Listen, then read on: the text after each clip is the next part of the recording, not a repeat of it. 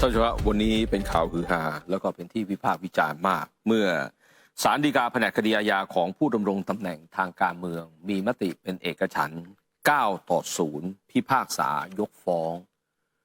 องในคดีนี้คดีที่ปปช.ยื่นฟ้องยิ่งลักษณ์ชินวัตรซึ่งเป็นจำเลยที่1กับพวกรวม6 คน6 คนที่เหลืออยู่นี้ก็จะมีนิวัฒน์ธรรมรงค์บุญทรงไพศาลจำเลยที่2สุรนันท์เวชชาชีวะจำเลยที่3บริษัทมติชนจำกัดมหาชนจำเลยที่4บริษัทสยามสปอร์ตซินดิเคตจำกัดมหาชนจำเลยที่5และรวิโหลทองจำเลยที่6เป็นความผิดเกี่ยวกับการเสนอโครงการรถโชว์ที่ไม่ใช่กรณีเร่งด่วนสมัยที่ดำรงตำแหน่งนายกรัฐมนตรีโดยใช้ดุลพินิจบิดผันสั่งอนุมัติงบกลางมีเจตนาร่วมกันในการจัดจ้างโดยวิธีพิเศษเป็นการใช้ดุลพินิจที่มิชอบแล้วก็ยังมีการร่วมกันดำเนินการเพื่อให้คณะรัฐมนตรีมีมติยกเว้นการลงนามในสัญญาก่อนได้รับเงินประจำงวดทั้งที่ไม่ได้เข้าเงื่อนไขจนทำให้เกิดความเสียหายกับสำนักเลขาธิการนายกรัฐมนตรีด้วยจำนวนเงิน239.7 ล้านบาทก็อันนี้เป็นคำฟ้องที่ปปช.ฟ้องจำเลยทั้ง6 คนนี้โดยมียิ่งลักษณ์เป็นจำเลยที่1ก็ปรากฏว่าวันนี้ศาลได้ชี้ว่าจำเลยที่1 ถึง 3ก็คือยิ่งลักษณ์นิวัฒน์ธรรมรงค์แล้วก็สุรนันท์ไม่มีความผิดตามประมวลกฎหมายอาญามาตรา151และ157ไม่มีความผิดตามกฎหมายประกอบรัฐธรรมนูญว่าด้วยปปช.ปี 2561 มาตรา 192 และมาตรา 123/1ไม่มีความผิดเกี่ยวกับกฎหมายว่าด้วยความผิดเกี่ยวกับการเสนอราคาต่อหน่วยงานรัฐนะมาตรา 12 และมาตรา 13ส่วนจำเลยที่4 ถึง 6นะฮะก็คือมติชนสยามสปอร์ตแล้วก็คุณรวิโหลทองไม่มีความผิดตามคำฟ้องเช่นกันโดยยังไม่ผิดตามประมวลกฎหมายอาญามาตรา 86และจากการไต่สวนพยานหลักฐานศาลชี้ว่าจำเลยที่ 1 ถึง 3นำงบกลางจำนวน40 ล้านบาทมาจัดโครงการรถโชว์เป็นการดำเนินนโยบายที่แถลงต่อสภาซึ่งศาลมีอำนาจวินิจฉัยถึงการใช้งบประมาณเพื่อเป็นไปตามนโยบายของรัฐโครงการนี้เกิดขึ้นจากการพิจารณาร่วมกันของหน่วยงานต่างๆไม่ใช่การตัดสินใจของยิ่งลักษณ์และไม่ได้กำหนดเวลากระชั้นชิดเพียงเพื่อเป็นเหตุอ้างในการใช้งบกลางประกอบกับผู้อำนวยการสำนักงบประมาณมีความเห็นว่าสมควรที่นายกจะอนุมัติงบกลางนี้ได้จึงเป็นดุลพินิจที่ทำไปบนพื้นฐานของข้อมูลข้อเท็จจริงเท่าที่มีอยู่ณตอนนั้นรวมทั้งการจัดโครงการรถโชว์เกิดขึ้นในช่วงเวลาที่กระชั้นชิดนี่นะฮะส่วนพฤติการของนายนิวัฒน์ธรรมรงค์บุญทรงไพศาลและสุรนันท์เวชชาชีวะไม่ปรากฏว่ามีส่วนร่วมหรือแนะนำโดยมิชอบในกระบวนการเสนออนุมัติงบกลางและไม่ปรากฏพฤติการในการร่วมกันแทรกแซงหรือมีคำสั่งให้เลือกบริษัทมติชนและบริษัทสยามสปอร์ตเป็นผู้รับจ้างโครงการไว้ล่วงหน้าก่อนเริ่มการจัดจ้างหรือไม่ปรากฏว่ามีการกำหนดคุณลักษณะเฉพาะอย่างใดเพื่อเอื้อประโยชน์นะฮะหรือกีดกันผู้เสนอราคารายอื่นนี่นะฮะนี่คือเหตุผลหลักๆสำคัญที่ทำให้วันนี้ศาลฎีกาแผนกคดีอาญาของผู้ดำรงตำแหน่งทางการเมืองก็ยกฟ้องนะยกฟ้องในคดีนี้นะครับศาลใช้เวลาอ่านคำพิพากษา2 ชั่วโมงก่อนที่จะมีมติเป็นเอกฉันท์9-0นะครับเมื่อยกฟ้องแล้วยิ่งลักษณ์กับพวก6 คนรวมถึงในช่วงท้ายคำพิพากษาก็มีคำสั่งให้เพิกถอนหมายจับด้วยนะเพราะตอนนั้นคดีนี้ตอนที่ศาลรับฟ้องเนี่ยเธอหนีไปแล้วไงหนีไปแล้วเธอหนีไปเพราะคดีจำนำข้าวนะฮะก็เลยออกหมายจับ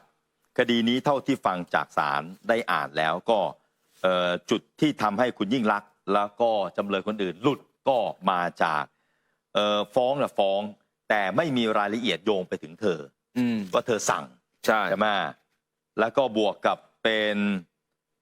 เธอก็ทำไปตามหน้าที่แล้วก็เป็นการพิจารณาร่วมกันของหน่วยงานต่างๆไม่ใช่เป็นการตัดสินใจของ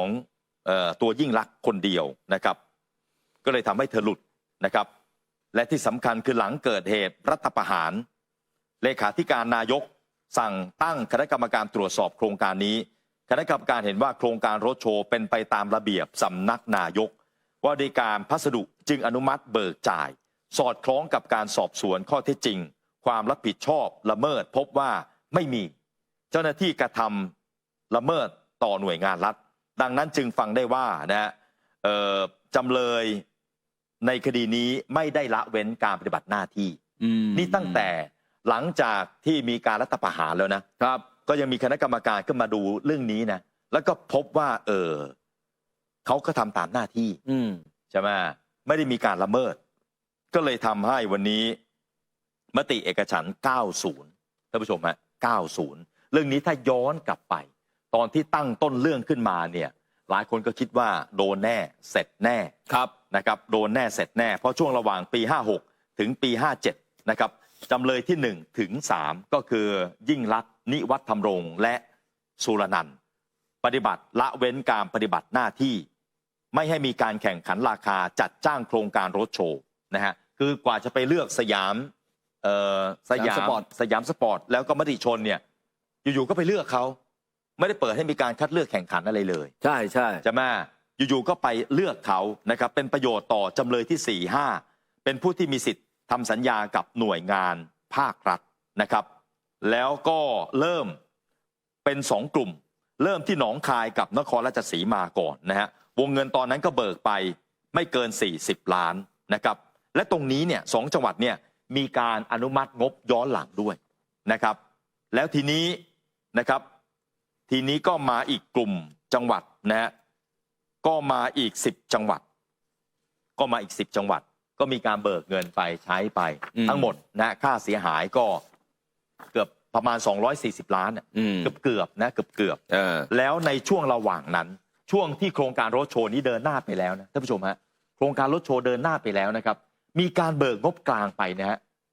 เบิกงบกลางไปปรากฏว่า3 รัฐธรรมนูญมีคำวินิจฉัยว่าร่างพระราชบัญญัติให้อำนาจกระทรวงการคลังกู้เงินเพื่อการพัฒนาโครงสร้างพื้นฐานด้านคมนาคมขนส่งของประเทศปีพศจุดขัดหรือแย้งต่อรัฐธรรมนูญคือ3 รัฐธรรมนูญคว่ำโครงการนี้คว่ำร่างพรบนี้นะเมื่อคว่ำร่างพรบนี้ปุ๊บนะครับโครงการรถโชว์เนี่ยเป็นโครงการที่จะต่อยอดจากพรบนี้ใช่ไหมฮะต้องมีพรบนี้ก่อนพรบที่เรียกว่าพัฒนาโครงการสร้างพื้นฐานด้านคมนาคมนะจะต้องไปกู้เงินมาใช้เมื่อพรบตัวแม่มันไม่ผ่านมันขัดหรือแย้งต่อรัฐธรรมนูญฉะนั้นโครงการรถโชว์ก็เลยไปต่อไม่ได้แต่ไปแล้วมันไปแล้วใช้เงินไปแล้วเห็นไหมฮะใช้เงินไปแล้วนะฮะประมาณ240 ล้านแต่วันนี้เนี่ยศาลยกฟ้องเพราะว่าไม่สามารถที่จะไปเอาความผิดไปดูพยานหลักฐานและสาวถึงตัว3 จำเลยกับ3 จำเลยที่เป็นภาครัฐกับ3 จำเลยที่เป็นเอกชนได้ก็เลยหลุดแต่ว่ารัฐเนี่ยเสียหายไปแล้วนะฮะ240 ล้านนะฮะคือเข้ากระเป๋าเอกชนไปแล้วอ่ะนี่เรื่องเป็นอย่างนี้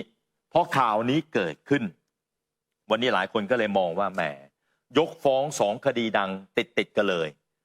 นะฮะวันนี้ท็อปนิวส์ก็เลยมาลองดูซิว่าสำหรับคุณยิ่งลักษณ์ชินวัตรอดีตนายกหญิงคนแรกนะฮะแล้วก็อื้อฉาวในเรื่องของคดีจำนำข้าวนะฮะ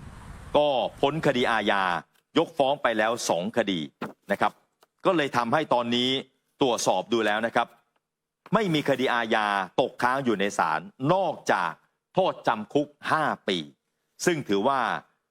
น้อยกว่าพี่ชายที่โดนอีกนะครับหลายฝ่ายก็เลยคิดไปเลยว่าสงสัยยิ่งลักษณ์จะใช้โมเดลเดียวกันกับพี่ชายเพื่อจะกลับสู่ประเทศไทยหรือเปล่านะครับเห็นไหมก็เมื่อวันที่19 เมษายนปี 65นะครับก็มีการออกหมายจับยิ่งลักษณ์ในเรื่องของปปช.ฟ้องยิ่งลักษณ์กับพวกในข้อหาปฏิบัติหรือละเว้นการปฏิบัติหน้าที่นะครับเรื่องของรถโชว์นี้นะครับแล้วก็วันนี้ก็ยกฟ้องไปแล้วนะฮะ26 ธันวาคมปี 66 ปีที่แล้วนี่เองนะฮะศาลก็ยกฟ้องยิ่งลักษณ์เพิกถอนหมายจับในคดีโยกย้ายทวินเปลี่ยนสี อดีตเลขาธิการสมช.มิชอบนะฮะตอนนั้นศาลให้เหตุผลว่ายิ่งลักษณ์ไม่มีเจตนาพิเศษสร้างความเสียหายหรือว่าเอื้อประโยชน์ให้กับเครือญาติไปนั่งผบตรก็ยกฟ้องนะครับก็เหลือเพียงแค่คดีคุก5 ปีปล่อยปละละเลยทุจริตรับจำนำข้าวนะครับซึ่งตัดสินไปเมื่อสิงหาคม 2560 นะฮะ ซึ่งตอนนี้ก็ผ่านมาแล้วท่านผู้ชมดูเนี่ยผ่านมาแล้ว7 ปีนะฮะผ่านมาแล้ว7 ปีถ้ายิ่งรักษณ์วันนั้นติดคุกซะป่านนี้ออกมาแล้วเห็นไหมถ้าวันนั้นไม่หนีนะติดคุกซะนะครับทนใส่ชุดนักโทษหน่อยเข้าไปนะและระดับนายกอ่ะใช่ไหมฮะก็ติดไม่ครบ5 ปีหรอกก็ได้รับอภัยโทษแน่นอนอยู่แล้วนะแต่หนีไปทางช่องทางธรรมชาติและมีตำรวจช่วย3 คนนะครับฉะนั้นเนี่ยตอนนี้เหลือเพียงแค่คุก5 ปีสำหรับคดีอาญานะส่วนคดีที่ค้างอยู่ในปปชยังมีอีก3 คดีฮะท่านผู้ชมฮะยังมีคดีซื้อขายข้าวแบบรัฐต่อรัฐภาค 2ปปชแจ้งข้อหายิ่งลักษณ์กับพวกรวมถึงทักษิณด้วยนะฮะแล้วก็เจ๊แดงเยาวภาด้วยนะครับท่ามกลางกระแสข่าวว่าปปชนะฮะปปชนั้นจะกันบุญทรงเตริยาภิรมย์เป็นพยานนะคดีนี้นะฮะแล้วก็มีคดีจ่ายเงินเยียวยาผู้ได้รับผลกระทบทางการเมืองระหว่างปี 48 ถึง 53ไม่มีกฎหมายรองรับทำรัฐเสียหายไป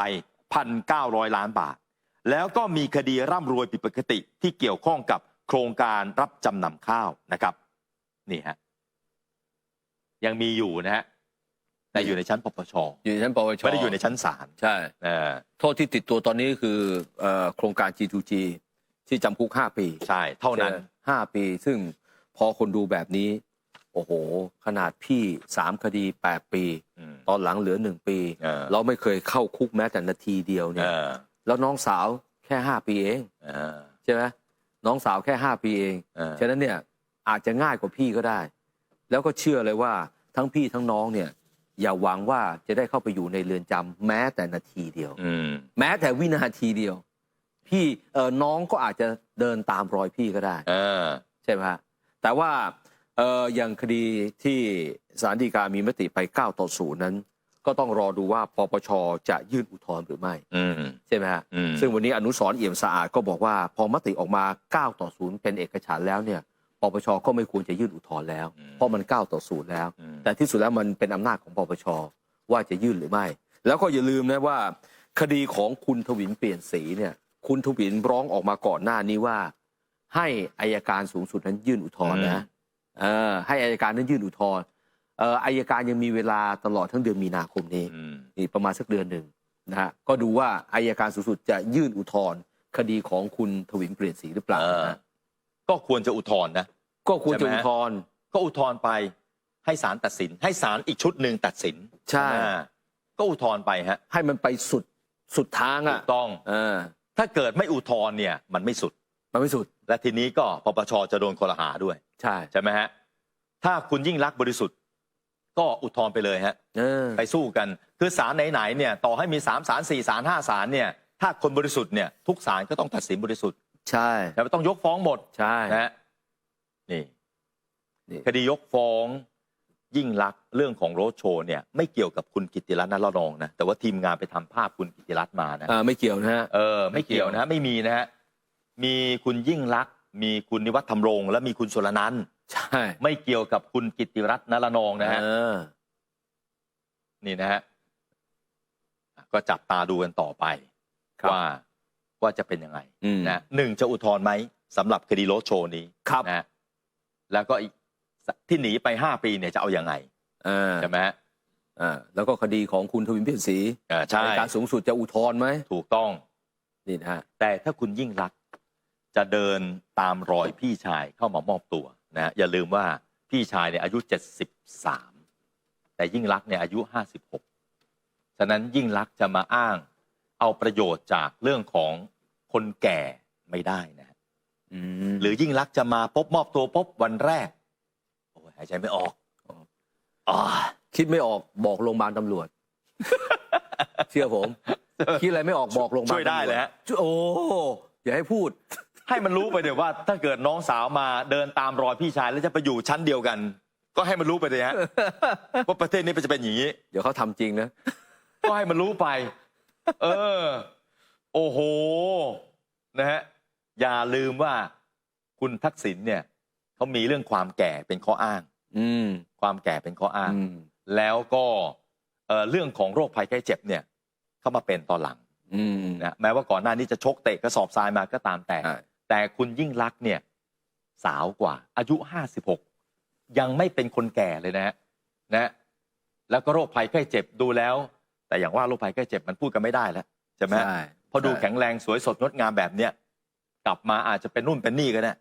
ใช่ไหมฮะคุณจะไม่รู้หรอกนอกจากมาตรวจละเอียดที่โรงพยาบาลตำรวจ แล้วคุณจะรู้ จัดให้ แล้วคุณจะรู้ เดี๋ยวจัดให้นะเอาจะเป็นโรคที่แบบอันตรายเลยต้องมีหมอดูแลใกล้ชิดอ่ะ มาร่วมสนับสนุนท็อปนิวส์นำเสนอความจริงได้แล้ววันนี้ เพียงกดปุ่ม Super Thanks แล้วเลือกจำนวนเงินตามที่ต้องการได้เลยครับ ขอบคุณครับ